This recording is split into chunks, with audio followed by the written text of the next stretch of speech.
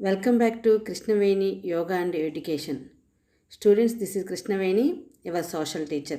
మీకు గనక నా వీడియోస్ గనక నచ్చినట్లయితే ఛానల్ని సబ్స్క్రైబ్ చేయండి, లైక్ చేయండి, మీ ఫ్రెండ్స్కి షేర్ చేయండి.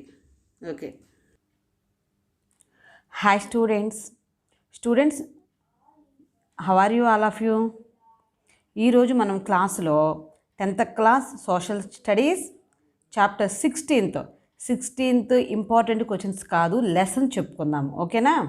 What is the 16th lesson?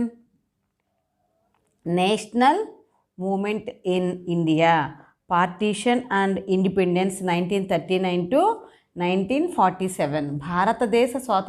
భారతదేశ జాతీయ ఉద్యమము, దేశ విభజన, స్వాతంత్రము 1939 నుంచి 1947 మధ్య కాలంలో ఏం జరిగింది అనేది మనం ఈ లెసన్లో చూద్దాం. Should the war be supported by Indians 1939 to 42. మనకి ఈ లెసన్ స్టార్ట్ చేయగానే ఈ ప్రశ్న సైడ్ హెడ్డింగ్ ఉంటుంది అనమాట. ప్రపంచ యుద్ధానికి భారతీయులు మద్దతు తెలపాలా లేదా అంటే, ప్రపంచ యుద్ధం జరుగుతుంది 1939లో స్టార్ట్ అయింది. మరి ఆ యుద్ధానికి భారతీయుల సపోర్ట్ అవసరమా లేదా, మరి భారతీయులు చెప్పాలనుకుంటున్నారా లేదా, అప్పటి నుంచి జాతీయ ఉద్యమం ఏ విధంగా జరిగింది అనేది మనం ఇక్కడ తెలుసుకుందాం. మనం దీంతకు ముందు జరిగిన జాతీయ ఉద్యమం గురించి మొత్తం కూడా మనం 8th క్లాస్లో చదువున్నాము. ఇప్పుడు 10th క్లాస్కి వచ్చేటప్పటికి ఇక్కడ నుంచి జాతీయోద్యమం ఏ విధంగా ప్రపంచ యుద్ధాల సమయంలో జరుగుతుంది అనే విషయాన్ని మనం చూద్దాం. ఓకే, మనం లాస్ట్ క్లాసులో ఆల్రెడీ సెకండ్ వరల్డ్ వార్ గురించి అంతా కూడా చదివాం కదా. When the war started in 1939, most of the provinces of India were governed by Congress ministers. ఎప్పుడైతే మనకి రెండో ప్రపంచ యుద్ధం స్టార్ట్ అవుతుందో ఆ సమయంలో ఎక్కువ ప్రావిన్సెస్ అంటే ప్రాంతాలు, రాష్ట్రాలు అంటారు, వీటిని ఎక్కువగా పరిపాలిస్తున్న వాళ్ళు ఎవరు అంటే 1939 నాటికి కాంగ్రెస్ మినిస్టర్స్ పరిపాలిస్తున్నారు. అవును, మన ముందేమో బ్రిటిష్ వాళ్ళ పరిపాలనలో, మరి కాంగ్రెస్ మినిస్టర్స్ ఎట్లా పరిపాలిస్తున్నారు అది ఇప్పుడు చూద్దాం. The government of India act was passed in 1935 by the British parliament. మనకి 1935లో బ్రిటిష్ పార్లమెంట్ ఏం చేసిందంటే భారత ప్రభుత్వ చట్టాన్ని మనం చేసుకుంటే దాన్ని ఆమోదించింది. ఆ చట్టం ప్రకారం ఏంటి అంటే మనకి స్వయం పరిపాలన కొంత కావాలి అని చెప్పి భారతీయులు అడుగుతున్నారనమాట. మొత్తం మీ అండర్లోనే కాకుండా మేము ఇప్పటి నుంచి కొంచెం పరిపాలనలో పార్టిసిపేషన్ చేస్తామన్నట్టుగా. According to this, elections may be held in provinces and governments may be formed by parties that won in the elections. So ఈ చట్టం ప్రకారం రాష్ట్రాల్లో ఎన్నికలు నిర్వహించారు. వీటిలో గెలిచిన పార్టీలు ప్రభుత్వాన్ని ఏర్పాటు చేశాయి. అయితే మరి ఓటు అందరూ వేశారా చూద్దాం.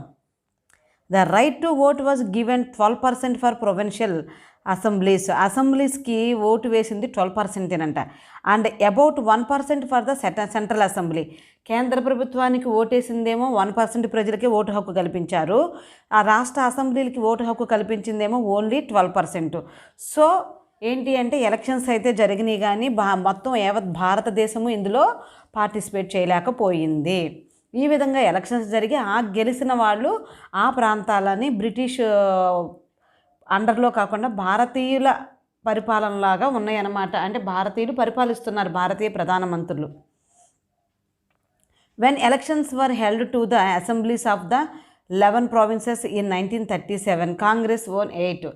అయితే మొత్తానికి ఎలక్షన్స్ జరిగినాయి అనుకున్నాం మనం. బ్రిటిష్ ఇండియా, మనం అప్పుడు స్వతంత్ర భారతదేశం అనకుండా బ్రిటిష్ ఇండియా అంట. మరి బ్రిటిష్ ఇండియాలో 11 రాష్ట్రాల్లో ఎలక్షన్స్ జరిగితే 1933లో జరిగిన ఎన్నికల్లో 8 రాష్ట్రాల్లో కాంగ్రెస్ గెలిచి కాంగ్రెస్ ప్రధానమంత్రులు ఎన్నికయ్యారనమాట. వీళ్ళు బ్రిటిష్ గవర్నమెంట్ పర్యవేక్షణలో పనిచేస్తున్నారు.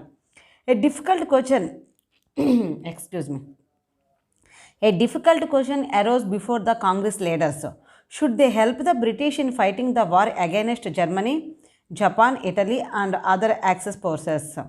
Britain had not even consulted them before deciding that India will participate in the war. There were reasons both for and against supporting the war. చూడండి, ఇక్కడ మొత్తానికి గెలిచిన కాంగ్రెస్ నాయకులు పరిపాలన చేస్తూ ఉన్నారు. వాళ్ళ ఎవరి పర్యవేక్షణలో? బ్రిటిష్ గవర్నర్స్ పర్యవేక్షణలో చేస్తున్నారు.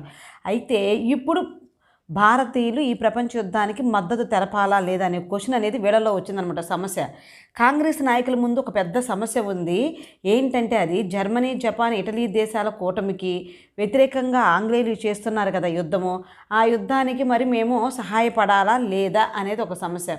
కాంగ్రెస్ ప్రభుత్వాన్ని కనీసం మీరు ఈ యుద్ధంలో పార్టిసిపేట్ చేస్తారా అని వాళ్ళ డెసిషన్ అడగకుండానే వాళ్ళు చేసేస్తారు అని చెప్పేసి మన బ్రిటిష్ వాళ్ళు ఏం చేశారంటే యుద్ధానికి సహాయపడతారు అని చెప్పేసి సంప్రదించకుండానే నిర్ణయం తీసేసుకుంది అనమాట. భారతీయులను సంప్రదించకుండానే బ్రిటిష్ ప్రభుత్వం నిర్ణయం తీసేసుకుంది, మాకు భారతదేశం కూడా సపోర్ట్ ఉంటుంది యుద్ధంలో అని చెప్పేసి. కానీ there were reasons both for and against supporting the war. అంటే ఇక్కడ వీళ్ళకి సహాయపడడానికి మరి సహాయపడకపోవడానికి కూడా కొన్ని మన కాంగ్రెస్ నాయకులకి కొన్ని రీజన్స్ ఉన్నాయి. అవేంటో చూద్దాం. ఈ సమస్యలతో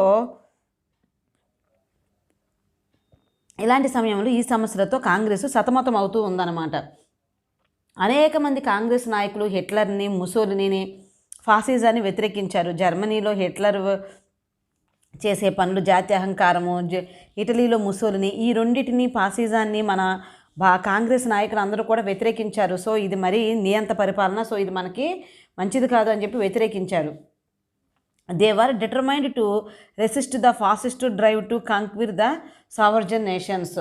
సో స్వతంత్ర దేశాన్ని ఫాసిస్ట్ శక్తులు ఎదుర్కోవాలన్న కృతనిశ్చయంతో స్వతంత్ర దేశాన్ని జయించడానికి ఈ ప్రయత్నిస్తున్న ఈ ఫాసిస్ట్ శక్తులు ఏవైతే ఉన్నాయో, ఫాసిస్ట్ రాజ్యాలు వీళ్ళు ఏవైతే ఉన్నారో వీళ్ళని ఎదుర్కోవటం కోసం మన వాళ్ళందరూ కూడా కృతనిశ్చయంతో, అంటే బ్రిటిష్ వాళ్ళు మన వాళ్ళు కూడా కృతనిశ్చయంతో ఉన్నారు.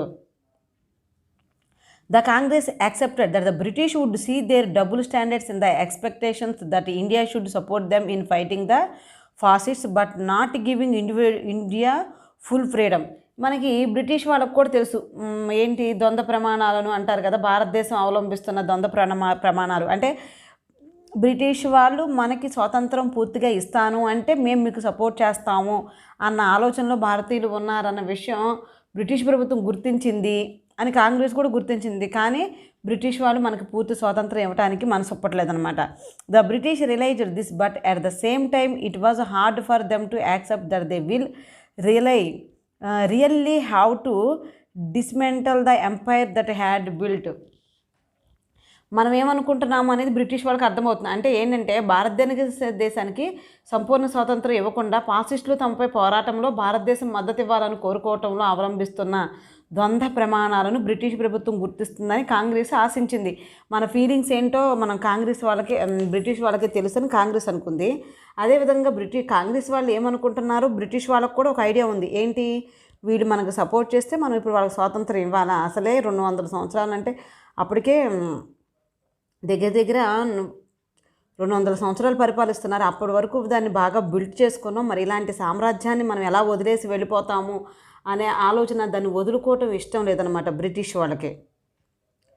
దేవర్ different political parties in Britain. అదే సమయంలో బ్రిటన్లో మనకి రకరకాల పార్టీలు అనేవి, వివిధ రకాల రాజకీయ పార్టీలు అనేవి అధికారంలోకి ఉన్నాయి. At the time of the war అంటే యుద్ధ సమయంలో Britain had an all party government headed by prime minister Winston Churchill of the conservative party. మిగిలిన అన్ని పార్టీలను కూడా మన యుద్ధ సమయంలో కన్జర్వేటివ్ పార్టీకి చెందిన విన్స్టన్ చర్చిల్ ప్రధానమంత్రిగా ఉండి సంకీర్ణ ప్రభుత్వం ఏర్పడి తను పరిపాలిస్తుందన్నమాట.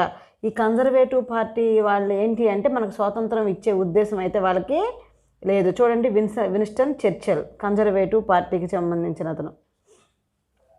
In comparison to the conservatives, the Labour Party was more willing to help Indians attain freedom. ఈ కన్జర్వేటివ్ పార్టీ వాళ్ళు సామ్రాజ్యాన్ని నిలుపుకోవాలనే, మనకు బ్రిటిష్ సామ్రాజ్యాన్ని భారతదేశంలో నిలుపుకోవాలనే ప్రయత్నిస్తున్నారు. అయితే వాళ్ళతో పోలిస్తే లేబర్ పార్టీ వాళ్ళు కొంచెం పర్వాలేదు, భారతదేశానికి స్వతంత్రం ఇవ్వచ్చేమో అన్నట్లుగా అనుకుంటున్నారనమాట. The British were willing to give India dominant status under the British crown sometime after the war, but the Congress wanted a promise of full freedom. The Congress also demanded that an immediate national government should be set up at the center. So British సామ్రాజ్యం కింద భారతదేశం ఏమనుకుంటుందంటే పూర్తి స్వతంత్రం కావాలనుకుంటుంది. కానీ British వాళ్ళు ఏంటంటే dominion ప్రతిపత్తి ఇవ్వడానికి బ్రిటిష్ వాళ్ళు సిద్ధంగా ఉన్నారు. అంటే ఏదో కొంత రాజ్య ప్రతిపత్తి, కొన్ని హక్కులు అయితే ఇస్తామని వాళ్ళు సిద్ధంగా ఉన్నారు. కానీ భారతీయులు ఏమడుగుతున్నారు, మాకు పూర్తి స్వాతంత్రం కావాలి అని చెప్పేసి భారతీయులు అడుగుతున్నారనమాట. అంతేకాకుండా మనకి కేంద్రంలో కూడా జాతీయ ప్రభుత్వాన్ని వెంటనే ఏర్పరచాలని చెప్పేసి కూడా మన కాంగ్రెస్ వాళ్ళని కోరటం జరిగింది, బ్రిటిష్ వాళ్ళని కోరటం జరిగింది. అంటే వాళ్ళేమో కొంచెం ఏదో మనకి యుద్ధంలో హెల్ప్ చేస్తున్నారు కాబట్టి మనం ఏం చేద్దామంటే కొంచెం కొన్ని హక్కులు అధికారాలు ఇద్దాం అనుకుంటారు. కానీ భారతీయులేమో లేదు, మాకు పూర్తి స్వాతంత్రం అనేది కావాలి, కేంద్రంలో జాతీయ ప్రభుత్వం కాంగ్రెస్గానే ఉండాలని చెప్పేసి వాళ్ళు అడుగుతున్నారంట. The British objected to give freedom by the saying that they have to also protect the interests of several other communities like Muslim in India. The Congress was upset and all ministers resigned in October 1939. చూడండి British వాళ్ళ games ఎలా ఉంటాయో, వాళ్ళకి ఎందుకు వాళ్ళ స్వాతంత్రం ఇచ్చి వెళ్ళిపోవచ్చు కదా మనకి, కానీ వాళ్ళు ఫీల్ అవుతున్నారన్నమాట, మనం స్వాతంత్రం ఇచ్చి వెళ్ళిపోతే భారతదేశం పూర్తి బాధ్యత ఎవరు తీసుకుంటారు, భారతదేశాన్ని ఎవరు పరిపాలిస్తారు, పూర్తి బాధ్యత హిందువులే తీసుకుంటారా, కాంగ్రెసే తీసుకుంటుందా? మరి అలా కాంగ్రెస్ తీసుకున్నప్పుడు ముస్లిమ్స్ అందరూ కూడా పాపం ఇబ్బంది పడతారేమో, వాళ్ళు ఏది తక్కువ మంది ఉన్న ముస్లిమ్స్ మైనారిటీస్, సో వాళ్ళు ఇబ్బంది పడతారేమోనని చెప్పేసి ఈ విధంగా ఆలోచించింది. దాంతో ఈ బ్రిటిష్ వాళ్ళ మొండి వైఖరికి విసుగుపోయిన కాంగ్రెస్ ఏం చేసింది, ఇక లాభం లేదు, వీళ్ళు ఇక మనం ఎంత చెప్పిన స్వాతంత్రం ఇచ్చేటట్లు లేరు, వీళ్ళు చెప్పింది మనం ఎందుకు వినాలని చెప్పేసి 1937లో వాళ్ళు ఎన్నికలు జరిగి అధికారంలోకి వచ్చిన మినిస్టర్స్ ఎవరైతే ఉన్నారో వాళ్ళందరూ కూడా వాళ్ళ జాబ్ మినిస్టరీకి రిజైన్ చేసేసారనమాట. అక్టోబర్ 1939 అంటే 1939లో వాళ్ళందరూ కూడా పదవులకి కాంగ్రెస్ ప్రభుత్వాలు ఆ ప్రభుత్వాలన్నీ కూడా రాజీనామా చేయడం జరిగింది. The government had given itself special war time powers to maintain law and order to be able to focus on winning the war. So ఇక్కడ మనం యుద్ధం గెలవాలి అంటే, యుద్ధం మీద దృష్టి పెట్టాలి అంటే ఫోకస్ వెళ్ళి అక్కడ పెట్టాలి, అంతేగాని ఇక్కడ భారతీయులు చేసే ఈ హడావుళ్ళు మనం చూస్తూ ఉంటే యుద్ధం మీద మనం ఫోకస్ చేయలేం. కాబట్టి ఏం చేసింది, స్పెషల్ లా అండ్ ఆర్డర్ పెట్టేసింది అనమాట. అంటే మేము ఏం చెప్తే అదే చట్టం అన్నట్టుగా చేసింది ప్రభుత్వాన్ని. Anyone who opposed the government could be jailed without much delay. చూడండి, ఎక్కువ లేట్ చేయకుండా ఎవరైనా గవర్నమెంట్ని అపోజ్ చేశారనుకోండి, వ్యతిరేకించారనుకోండి, జైల్లో పెట్టేసేయడం ఇంకా ఫాస్ట్గా వెంటనే. And kept imprisoned for a long time without going to కోర్టులకు వెళ్ళడానికి కూడా తీసుకువెళ్ళడానికి కూడా అవకాశం లేకుండా బందీ చేసి ఉంచేయటం. Freedom of speech was also curtailed. అంటే మనకి వాక్ స్వాతంత్రాన్ని కూడా కంట్రోల్ చేసేసింది అనమాట. ఇష్టం వచ్చినట్టు మాట్లాడొద్దు, ఎందుకంటే మనం వార్ మీద కాన్సన్ట్రేషన్ చేయాలి అంటే ఇక్కడ మనకు పీస్ఫుల్గా ఉండాలి కదా, వీళ్ళు మనకు సపోర్ట్ చేయాలి కదా. సో అని చెప్పేసి ఇక్కడ ఎవరి నోరు తెరవనీయకుండా భారతీయుల నోరు మూసేయటం కోసం ఈ కొత్త లా అండ్ ఆర్డర్స్ని పెట్టిందనమాట బ్రిటిష్ ప్రభుత్వము. Through 1942, 41 and 41, the Congress organized a series of individual satyagrahas to pressure the rurals to promise freedom once the war had ended.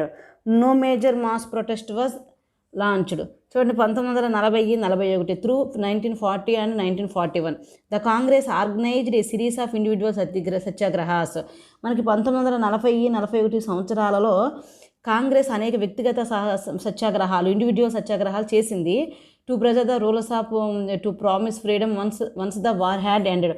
ఎప్పుడైతే యుద్ధం తర్వాత మరి కనీసం మాకు ఇవ్వండి అని చెప్పేసి. కానీ no major mass protest was launched. పెద్ద ప్రజా ఉద్యమం ఏది కూడా ఆ సమయంలో జరగలే, ఏదో జరిగిన ఎవరికి వాళ్ళు సత్యాగ్రహాలు చేశారనమాట. అయితే బ్రిటిష్ వాళ్ళ గోల్ ఎలా ఉందో చూడండి. Who represents the people of the country. వీళ్ళు బ్రిటిష్ వాళ్ళు మనకు స్వాతంత్రం ఇవ్వకుండా ఎవరు నాయకత్వం వహిస్తారు, ఎవరు పరిపాలిస్తారు ఇండియాని చెప్పి వాళ్ళే ఆలోచించడం మొదలుపెట్టారు. సో ఎవరు బ్రిటిష్ వాళ్ళ, భారతీయుల, మనకెవరు ముస్లిమ్సా, హిందూసా, కాంగ్రెస్ నాయకుల, ఎవరు పరిపాలించాలి భారతదేశాన్ని అని చెప్పేసి బ్రిటిష్ వాళ్ళు ఒక క్వశ్చన్ రేజ్ చేస్తున్నారు. The British were desperate with the Indian people revolting against their rule.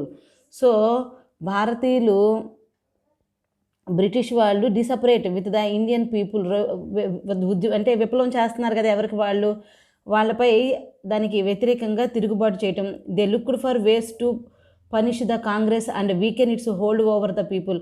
So కాంగ్రెస్ని ఎక్కువగా పనిష్ చేయటం, the British actively raise doubts about the right of the Congress to represent the people of the country. అదొక మళ్ళీ British వాళ్ళు ఏం చెప్తున్నారు, ఒక సందేహాన్ని రైజ్ చేస్తుందన్నమాట. కాంగ్రెస్ అందరికీ రిప్రజెంటేటివ్గా ప్రాతినిధ్యం వహించి కరెక్ట్గా పరిపాలన చేస్తుందా అని చెప్పేసేసి వాళ్ళు ఏంటంటే మనకి స్వాతంత్రం ఇవ్వకుండా ఇలాంటివన్నీ కూడా చెప్తున్నారు, బలహీనపడేటట్టు చేస్తున్నారన్నమాట కాంగ్రెస్ నాయకులందరినీ కూడా. Now they followed the divide and rule policy more vigorously. అంటే అది ఏంటంటే విభజించు పాలించు అనే సిద్ధాంతాన్ని పూర్తి స్థాయిలో అమలు చేయాలని చెప్పి చూస్తుంది అనమాట. ఏంటంటే వాళ్ళు మనకి గొడవలు పెట్టడానికి ట్రై చేస్తున్నారు. So towards the end the British government supported and encouraged the plans of the Muslim League and down played the importance of the Congress. చూడండి, మొత్తానికి అది అనుకున్న చేస్తుంది. ఎట్టకేలకు కాంగ్రెస్ ఏం చేసింది, బ్రిటిష్ వాళ్ళు ఏం చేశారంటే ముస్లింలు యొక్క వాళ్ళ ప్రణాళికలను, వాళ్ళు చేసే పనులన్నిటినీ కూడా మద్దతు ఇవ్వటం, అదేవిధంగా కాంగ్రెస్ చేసే వాటినేమో తక్కువ చేసి చెప్పడం చేస్తుంది అనమాట. It is in these years that the Muslim League and its leaders like M A Jinnah, Mohammad Ali Jinnah అంటారు, became more activity in mass politics. చూడండి, ఇలాంటి సమయంలో ఆ ప్రజా రాజకీయాల్లో ఎక్కువగా యాక్టివ్గా ఉన్న వ్యక్తి ఏంటంటే మహమ్మద్ అలీ జిన్నా, ఎంఏ జిన్నా అంటారు. సో ఈయన యాక్టివ్గా ఉన్నాడు. మొత్తానికి బ్రిటిష్ వాళ్ళు ఏం చేశారంటే విభజించు పాలించు అనే విధానంతో మనకే గొడవలు పెట్టడానికి ప్రయత్నం చేస్తున్నారు అనమాట. ముస్లిమ్స్కి సపోర్ట్ చేశారు బ్రిటిష్ వాళ్ళు. సపోర్ట్ చేస్తే కాంగ్రెస్ వాళ్ళని కొంచెం తక్కువ చేసి చూస్తున్నారు. సో దాంతో అసలు ముందు ముస్లిమ్స్ అని చెప్పుకుంటున్నాం కదా, అసలు ఎందుకు ముస్లిమ్స్, భారతీయులే కదా వాళ్ళందరూ, మరి ఎందుకు ఆ ముస్లిమ్స్ అనేది సపరేట్ అయ్యారు, అసలు ఏంటి అనేది దాని హిస్టరీ గురించి మనం ఒక్కసారి చూద్దాం. ముస్లిం లీగ్, ఈ ముస్లిం లీగ్ ఏంటి, ఈ ముస్లిం లీగ్ ఏంటి, అది ఎప్పుడు ఏర్పడింది అనే దాని గురించి మనం చూద్దాం. This was a party formed in 1906. Muslim League అనేది ముస్లిమ్స్ కోసం ఏర్పడింది. అది 1906లో ఏర్పడింది. Till the 1930s it mainly represented the interest of the Muslim landlords of UP and did not have much mass support. అప్పట్లో ఇది స్టార్ట్ అయినప్పుడు దేనికోసం స్టార్ట్ అయిందంట, ఉత్తరప్రదేశ్లో ఉన్న ముస్లిం భూస్వాముల యొక్క ప్రయోజనాలకి రిప్రజెంట్ చేయటం, అంటే ప్రాతినిధ్యం వహించడం కోసం ఏర్పడింది. 1930 వరకు కూడా మెయిన్ దాని మీదే ఫోకస్ చేసింది. దీనికి ఎక్కువ మంది ప్రజల మద్దతు ఏం పెద్దగా లేదు అప్పట్లో.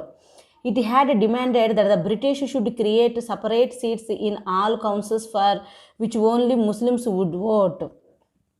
అయితే అన్ని సభల్లోనూ ముస్లింలు మాత్రమే ఓటు వేసే ప్రత్యేక స్థానాలు ఏర్పాటు చేయాలి అని చెప్పి ఇది బ్రిటన్ని కోరింది.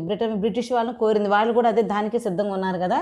సో మాకు కూడా సపరేట్గా ఎలక్షన్స్, మాకు కూడా కొన్ని సీట్లు ఇవ్వండి పోటీ చేయడానికి అని చెప్పి కోరిందనమాట. It had argued that since the majority people in many areas were Hindus, more Hindus are likely to get elected to councils and Muslims will find it difficult to protect their interests in government. చూడండి, చాలా ప్రాంతాల్లో హిందువులే ఎక్కువ మంది ఉన్నారు, వాళ్ళే ఎక్కువగా ఎన్నికవుతున్నారు. So ముస్లింల ప్రయోజనాలు కాపాడటం అనేది వాళ్ళు చాలా కష్టసాధ్యం అని చెప్పేసి మమ్మల్ని వాళ్ళు తక్కువ చూస్తున్నారని చెప్పి ముస్లిమ్స్ ఏం చేశారు అంటే బ్రిటిష్ గవర్నమెంట్ని అడిగారనమాట, మాకు సపరేట్గా ఎన్నికలు జరిపించండి అని చెప్పేసి.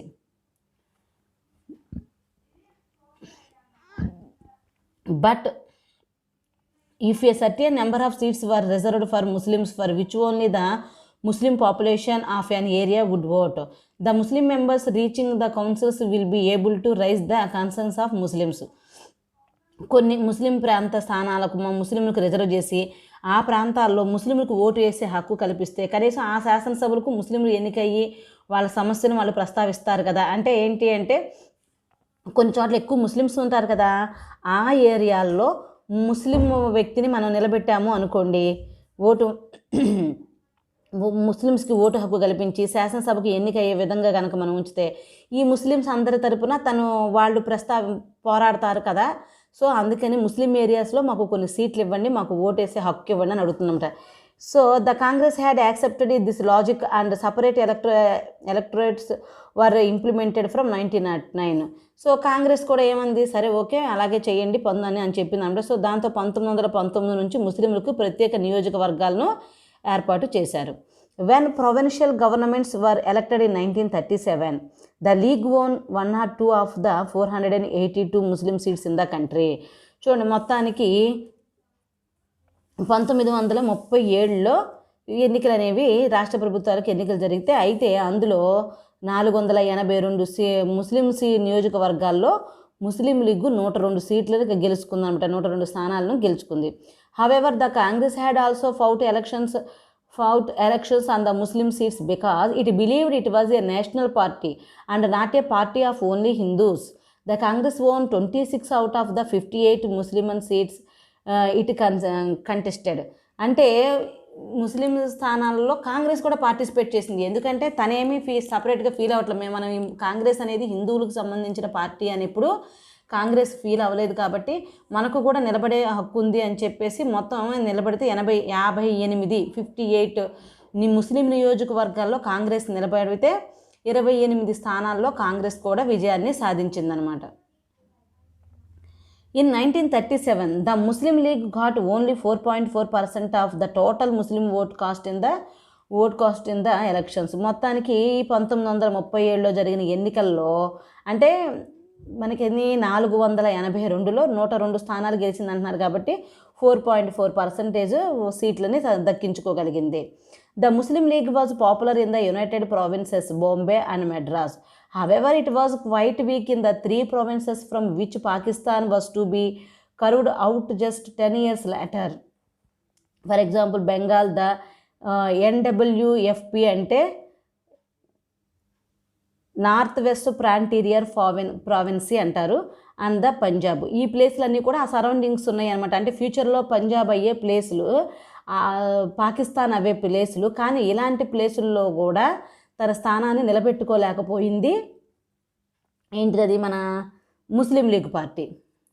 అయితే యునైటెడ్ ప్రావిన్సెస్, బాంబే, మద్రాసు అలాంటి చోటే కొంచెం దీనికి ఓకే కొన్ని సీట్లు వచ్చినాయి. కానీ ఫ్యూచర్లో ఎప్పుడైతే 10 సంవత్సరాల తర్వాత అది పాకిస్తాన్గా ఫామ్ అవబోయే ప్లేసులు ఏవైతే ఉన్నాయో పంజాబు, అటు వెస్ట్ బెంగాలు, ఇటు నార్త్ వెస్ట్ ప్రావిన్సెస్, ఫ్రాంటీరియర్ ప్రావిన్స్, ఇవన్నీ కూడా అంటే సరిహద్దు ప్లేసులు అనమాట.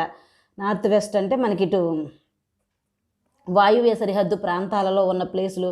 ఇక్కడ ఎక్కడా కూడా తన స్థానాన్ని అది నిలబెట్టుకోలేకపోయిందంట. పంజాబ్లో అయితే చాలా బలహీనంగా ఉందంట దాని పరిస్థితి. Even in Sindh it failed to form a government. సింధులో కూడా దాని ప్రభుత్వాన్ని ఏర్పాటు చేసుకోలేకపోయింది. అంటే అప్పటికీ ఆ రాష్ట్రాలలో ముస్లిమ్స్కి ఎక్కువ సపోర్ట్ అనేది లేదు. కానీ తర్వాత 10 సంవత్సరాల్లో పరిస్థితి అంతా చేంజ్ అయిపోయి మళ్ళీ జరిగిన ఎలక్షన్లో దీనికి మంచి ప్లేస్మెంట్ వచ్చింది. చూద్దాం. But the situation changed in the next 10 years. In 1946, when elections were held again for the provincial and central assemblies, the League succeeded in winning the Muslim seats decisively.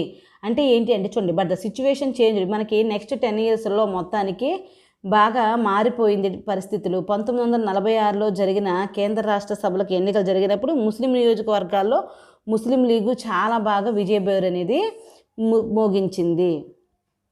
What happened the Muslim consciousness in the years between 1937 and 1947.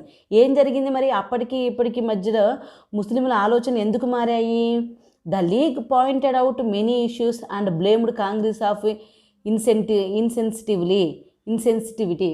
చూడండి, ఇక్కడ ఏం చేసింది అంటే ఈ 10 సంవత్సరాల్లో ఏ విధమైన మార్పు ముస్లిం లీగ్లో వచ్చింది అంటే point out many issues and blamed, ఈ కాంగ్రెస్ని వ్యతిరేకించడం, దాని యొక్క తప్పుల్ని ఎత్తి చూపించడం అలాంటివన్నీ కూడా చేయబట్టి ప్రజలు ముస్లిం లీగ్ పట్ల అట్రాక్షన్ పొందారన్నమాట. For example, the Congress refused to form of a coalition government with the league in the United Provinces where it too had won many seats.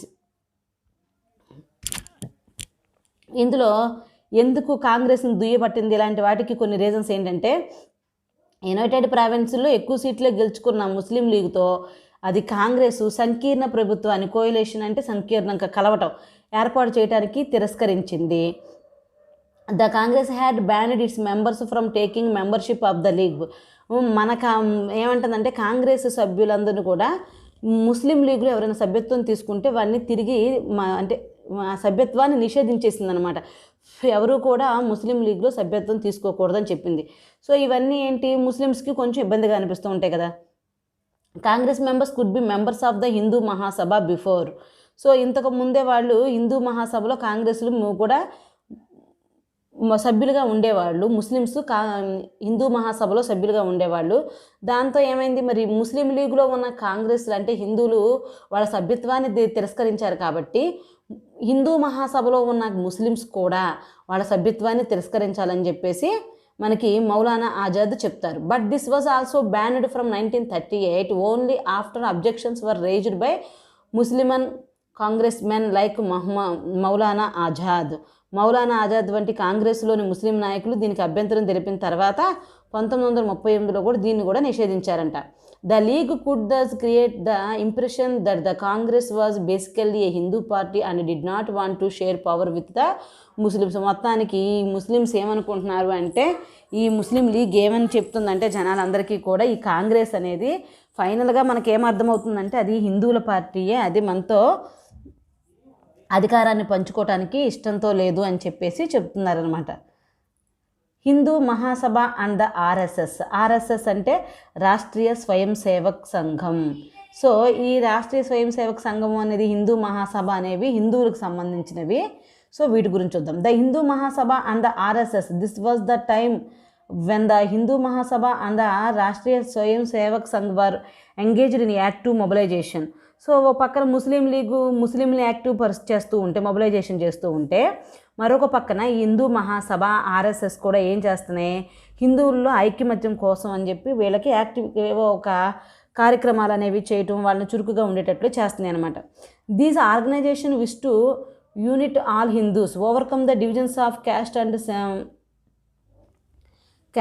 Sect and reform their social life. So మనందరం వేరు మతాలు, కులాలు, వర్గాలు ఏమీ కాదు, మనందరం హిందువులు అని చెప్పి అందరినీ కూడా ఒకటి చేయాలని చూస్తుంది. They also gave out the message that India was the land of the Hindus who were in a majority. మన భారతదేశం వాళ్ళు ఏం చెప్తున్నారంటే, హిందూ మహాసభ ఆర్ఎస్ఎస్ వాళ్ళు ఏం చెప్తున్నారు అంటే, మనందరం కూడా భారతదేశంలో ఎక్కువ మంది ఉంది హిందువులే కాబట్టి మన భారతదేశం హిందువుల దేశము అని చెప్పేసి చెప్తా ఉన్నారనమాట. Many Congress men were also impressed with the activities of these organisations. కొంచెం అలా హిందువుల్లో ఎక్కువగా ఇలా చెప్తూ ఉండటంతో ఈ కొంతమంది కాంగ్రెస్లో ఉన్న హిందువులు కూడా దీని మీద అట్రాక్ట్ అవుతున్నారు. దీనికి ఓకే నిజమే కదా, మనందరూ హిందువులు, మన భారతదేశం హిందూ దేశం అని. కానీ Congress try to hard to build a secular understanding among its members. Congress మాత్రం అందరికీ లౌకిక అవగాహన పెంచాలి, వాళ్ళ సభ్యులందరికీ ఇది కరెక్ట్ కాదని చెప్తానికి స్ట్రాంగ్గా అలాగే ఆలోచనతోనే ఉందన్నమాట. It also try to contact the Muslim masses and make them feel secure and remove the wrong impressions that was being created in their minds by the messages and activities of organisations like the Muslim League, the Hindu Mahasabha and the RSS. ఈ Muslim league కానీ, Hindu Mahasabha, RSS వంటి సంస్థల కార్యక్రమాలు, సందేశాల ద్వారా ప్రజల్లో కలుగుతున్న ఈ తప్పుడు అభిప్రాయాలను తొలగించి ప్రజలందరూ మనందరం కూడా భారతీయులం అనే ఫీలింగ్ కలగాలని చెప్పి కాంగ్రెస్ వాదిస్తూ ఉండేదన్నమాట. Congress argued that the Hindus and Muslims were not people of two different nations but part and partial of one Indian nation. మనందరం కూడా వేరు కాదు, మనందరం కూడా మన భారతదేశంలో మనందరం కూడా భారతీయులు అని చెప్పింది. However the British were eagerly listening to the fears of the league about Hindu dominant and suggesting ways to make the Muslim secure. అయితే హిందువుల ఆధిపత్యం గురించి ముస్లిం లీగ్కి ఉన్న భయాలు బ్రిటన్ ఆసక్తిగా వింటూ ముస్లింలకు భద్రత కల్పించడానికి సూచనలు చేయసాగింది. ఎప్పుడైతే ముస్లిమ్స్కి మనం భారతీయులు కనుక, హిందువులు కనుక ఇలా చెప్తూ ఉన్నారో దాన్ని తిరస్కరిస్తూ బ్రిటిష్ వాళ్ళు ముస్లింల్లో హిందువుల పట్ల ఉన్న భయాన్ని ఇంకా పెంచుతూ వాళ్ళకి మేము సపోర్ట్ చేస్తాము అన్నట్టుగా అటుపక్క నుంచి ముస్లిమ్స్ని రెచ్చగొడతా ఉందన్నమాట. ఇది మనకి ముస్లిం లీగ్ గురించి. ద పాకిస్తాన్ రెజల్యూషన్, పాకిస్తాన్ తీర్మానం ఎవరు చేశారు? The Pakistan resolution the need to make special arrangements for governing regions were Muslims were in a majority was being felt by many people. చూడండి, చాలామందిలో కూడా ముస్లిమ్స్ అందరూ కూడా అధికంగా ఉన్న ప్రాంతాల్లో ప్రత్యేకంగా ఒక ప్రాంతం ఏర్పాటు చేయాలనే భావన ఎక్కువగా ఉండేది. So for example the Urdu poet Muhammad Iqbal పేరు చెప్పగానే మీకు ఏం గుర్తొస్తుందమ్మా?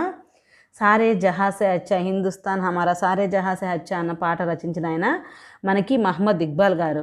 ఈయన ఎప్పుడో ఒకసారి చెప్పారంటే మన Mohammad Iqbal, the writer of Saare జహాసే Achha Hindustan Hamara, spoke of a need for north west Indian Muslim state in his presidential address to the Muslim League in 1930. అంటే 1930లో ముస్లిం లీగ్కి అతను అధ్యక్ష ఉపన్యాసం చేసినప్పుడు ఏం చెప్పారు అంటే వాయవ్య ముస్లిం రాష్ట్ర ఆవశ్యకత గురించి మాట్లాడారు. అంటే వాయవ్యంలో ఒక ముస్లిం రాష్ట్రం అనేది ఒకటి ఏర్పడాలి అని చెప్పి, అంటే డైరెక్ట్గా పాకిస్తాన్ అని అయితే చెప్పలేదు కానీ ఒక ముస్లిం రాష్ట్రం ఉంటే బాగుంటుంది అన్నట్టుగా ఆయన చెప్పారనమాట. 1930లోనే చెప్పారు. The name Pakistan or Pakistan from Punjab, Afghanistan, Kashmir, Sindh and Baluchistan was coined by a Punjab Muslim student at Cambridge Chaudhry Rahmat Ali. ఈ చౌదరి రెహ్మత్ ఆలీ అనే అతను పంజాబ్ ముస్లిం అనమాట. అతను కేంబ్రిడ్జ్ యూనివర్సిటీలో చదువుతున్నాడు. తను చెప్పాడనమాట పాకిస్తాన్ లేదా పాకిస్తాన్ అనేది ఈ పంజాబ్, ఆఫ్ఘనిస్తాను, కాశ్మీరు, సింధు, బెలూచిస్తాన్ అనే ఇంగ్లీష్ అక్షరాల నుంచి ఏర్పడుతుందని చెప్పి ఏర్పడింది. దాని యొక్క ఇంపార్టెన్స్ని గురించి తను అప్పట్లోనే చెప్పాడనమాట. In pamphlets return in 1933 and 1935 this young student desired A separate national status for this new entity. అతను 1933-35లో రాసిన కరపత్రాల్లో ఈ విద్యార్థి ఏం చెప్తుందంటే ఈ రాష్ట్రాలకు ప్రత్యేక జాతీయ ప్రతిపత్తి కావాలి, సపరేట్ నేషన్ కావాలి అని చెప్పారనమాట. No one took Rahmat Ali seriously in the 1930s. Least of all the League and other Muslim leaders who dismissed his idea merely as a student's dream.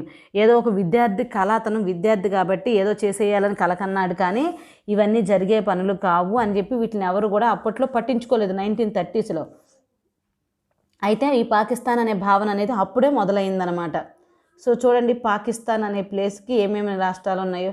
Pakistan or Pakistan అంటే పంజాబ్లో పి, ఆఫ్ఘన్లో ఏ, కాశ్మీర్లో KI, సింధ్లో S అండ్ బెలూచిస్తాన్లో తాన్. ఇవన్నీ కలిపే పాకిస్తాన్ అనే పేరుతో ఈ ప్లేస్ అన్నీ కలిపి ఒక ప్రాంతం కావాలని అప్పట్లోనే తను చెప్పాడనమాట చౌదరి రెహ్మత్ ఆలీ. మీకు బిట్ అడుగుతాడు ఈ పాకిస్తాన్ అనే మాటని ఎవరు చెప్పారు అని చెప్పేసి. కేంబ్రిడ్జ్ యూనివర్సిటీ స్టూడెంట్ ఎవరు అంటే చౌదరి రెహ్మత్ ఆలీ. సో ఎప్పుడు చెప్పారు అంటే 1933-1935 టైంలో రాసిన కరపత్రాల్లో అన్నాడు. అదేవిధంగా ముస్లిం లీగ్కి చౌదరి ఎవరైనా మహమ్మద్ ఇక్బాల్ ఎప్పుడు అధ్యక్షతోపాఖ్యానం చేశారు అంటే 1930లో చేశారు. సారే జహాసే అచ్చాని రచించింది ఎవరు అంటే మహమ్మద్ ఇక్బాల్. ఇవన్నీ కూడా మనం బిట్ల రూపంలో చూసుకోవాలి.